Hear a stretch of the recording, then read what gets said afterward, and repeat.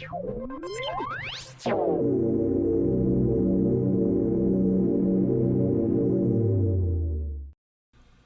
welcome back. I can't believe it's already the last video in this beginner series. We're already at the export stage where we actually make this thing into a movie. Let's let you know, like, I realize this is not an amazing movie here. This was me just showing you how to use things, but I'm going to export it anyway. I might even save it one day and be like, hey, you know what? That was my first FCPX tutorial series. Probably not. I'm probably going to throw this thing in the trash and never use it again, but you get the point. All right, so here I am. I'm going to be working on some pretty amazing things here, and this is super difficult. No, I'm just kidding.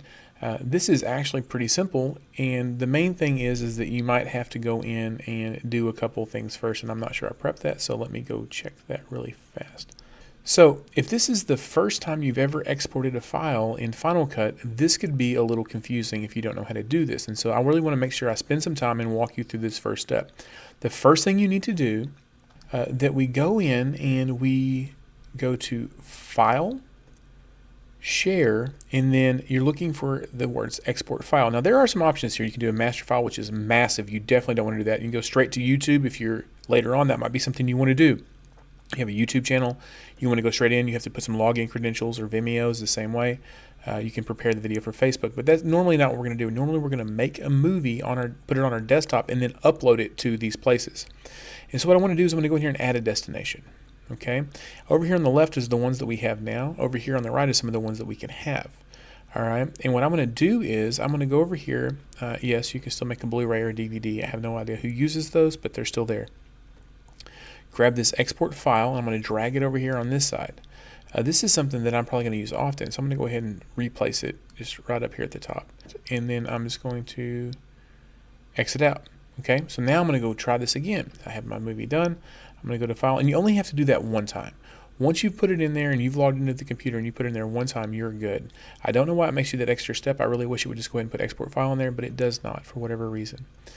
All right, so I'm going to go to File, Share, and then at the very top, Export File. Okay, so I've got Export File, and it's going to bring this up. This is your chance to label it whatever you want to label it. Okay, so if you need to change the name to Tutorial FCPX Final, right there, whatever you want to call it, you can call it that. And that's basically the way that works. It also tells you how large this is. Okay, so right now it's 44 seconds long. It's not even a minute. You know, again, this is not a real thing here, and it's about 854 megabytes. Well, that's a rather large file for 44 seconds. So it lets me know my settings are wrong. So I'm going to go into Settings, and yes, it's on video and audio, and that's a mastering file, and you really don't want that. When you publish, you kind of want to publish for the web or something like that. My recommendation is publish for Apple devices. Okay, immediately we see that took it down from 844 to 56. That's a much smaller file, and it's going to look really good.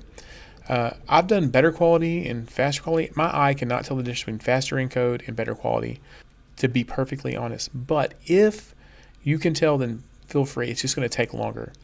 And then our resolution. So my options here, if you were doing 4K, of course you can do 4K, but 720, 480, whatever. I usually export 1080. All right, so then I'm going to hit the Next button.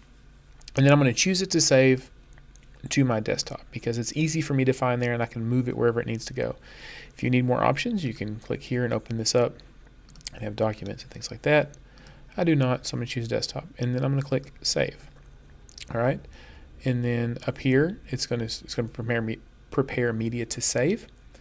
If it's going to take a while on yours, mine probably will not take super long, I would imagine. All right. So here it is, and it's exporting out. And you can click on that to see where you're at.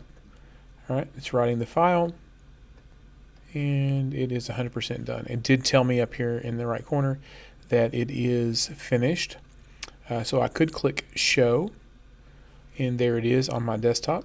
So you'd be able to double click that, open it, and then watch the movie. When you're done with that, you can move it wherever you need to, onto a hard drive or whatever else you want to do with that.